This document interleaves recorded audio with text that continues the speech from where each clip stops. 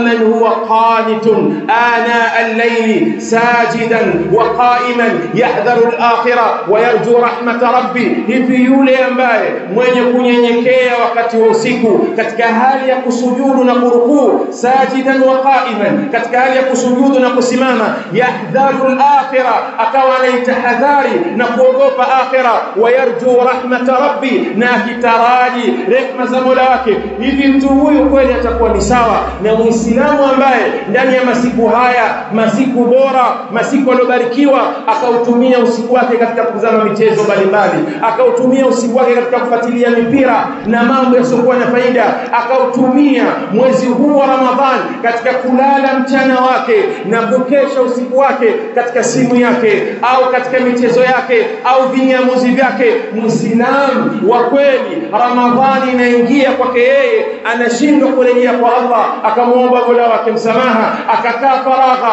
akajitia aliyoyafanya katika ujana wake, yale yaliyompita katika wajibati, mambo ya wajibu juu yake, yale aliyofanya uzembe katika mambo ambayo Allah amempa haki na kumsimamisha yeye kama ni kiongozi. Anashindwa Muislamu katika masiku haya bora, masiku machache, kukaa faragha na Mola wake, akaihitimisha kitabu cha Allah, akakihitimisha kwa kukisoma, kadhalika kwa kukithirisha ibada. Ni msiba mkubwa ulioje.